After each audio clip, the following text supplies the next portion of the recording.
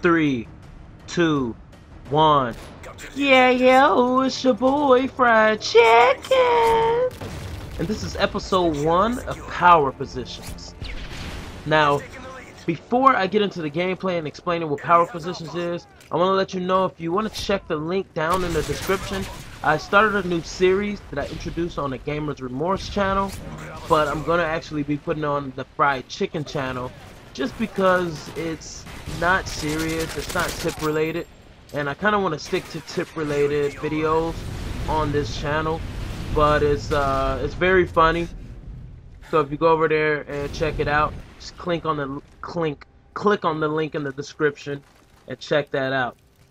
So Power Positions is basically this is a series that I want to replace spawn locking with. Spawn locking was a series where I was teaching you how to spawn trap or spawn lock an enemy team if you have a team. But as I realized, if you have a team, then you probably already know how to do it. And if not, by nature, if you have a decent team, your team is going to end up doing it naturally, just because they want to get their kill streaks, they want to help out the rest of the team.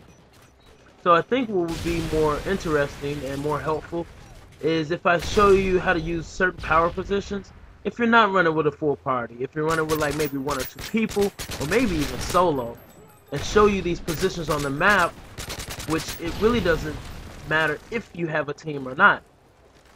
Most of the time, the domination game mode is going to be the best way to use these power positions.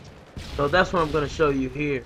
A couple things to keep in mind is if you have 2 points, you can still use these, 2 cap points or spawn points. You can still use these power positions. And this just happens to be on the map Resistance. Even if you're spawn trapped or spawn locked at 1 capture point, you're going to be able to use these power positions, because sometimes you don't want to just rush out because the enemy has power positions of their own.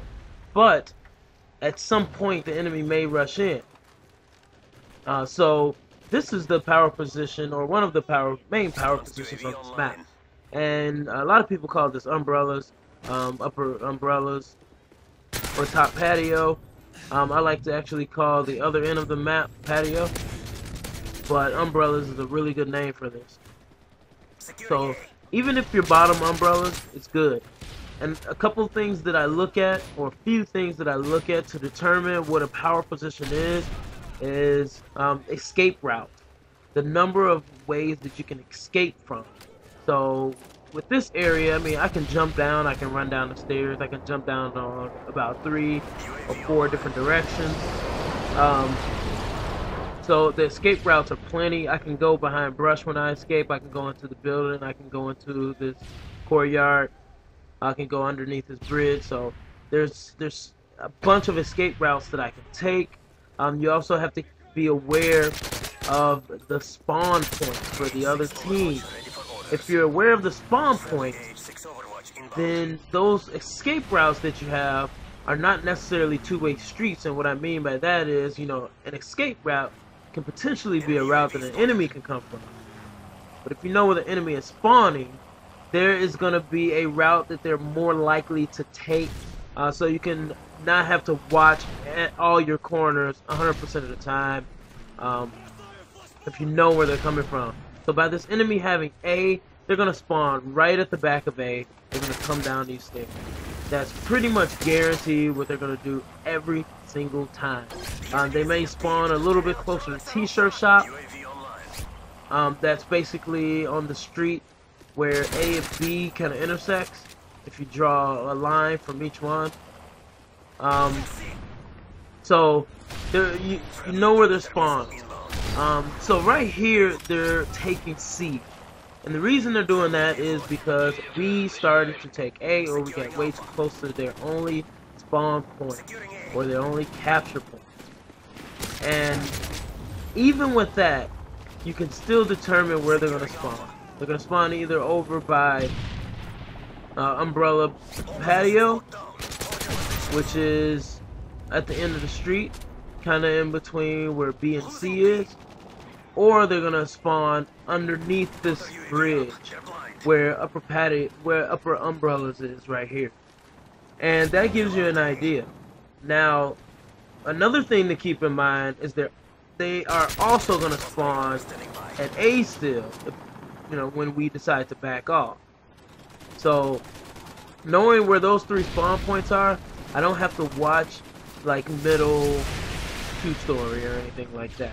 I can just kind of focus on the spawn points and the directions where it's possible or more likely that the enemy is going to come.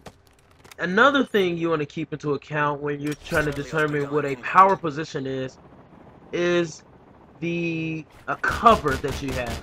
Umbrellas has really good cover. Upper umbrellas, if somebody hits the top of the umbrella with a Pred missile, you're safe. So that's kind of nice. Also, having the higher ground on upper umbrellas gives you the advantage when enemies actually pop out. It's really awkward for them to look up first. Sometimes you can get the drop on the enemy. Another piece of cover is all the pottery plants that are nearby, and then the ledge that surrounds this small little cafe, outdoor cafe, or lower umbrella. So cover, escape routes, and then also the enemy spawn position is really going to determine what a really good power position is. And I don't recommend using specialists when you're using these power positions, because if you get your Moab, you're going to get it late in the game, because you can see that my kills, I don't get many gun kills, but based on what my air support can do, it'll actually lead me to another assault kill streak or point streak, which is what you want to run when you're using these power positions. Also keep in mind, you're not jumping on flags. You're pretty much, you can say that it's systematically you're camping, but you're really patrolling an area. You're patrolling flank routes, and you're defending the flag from afar or far away. You're making sure the enemies don't even get close to this flag. And since you're not capturing any capture points or any domination points, really you should be flooding the air with all types of air support. This is going to help your team. The Osprey Gunner is going to give care packages to your team. You're going to kill the enemies as they spawn, which just gives them a longer time and a harder time trying to get to your spawn. And also, one must-have perk, and I think that's my first death right there, second death. The first must-have perk is Scavenger. So episode 2 is going to be coming out soon. Remember, check the description for the next channel, and we crush these guys. It's been your boy Fried Chicken. Peace out.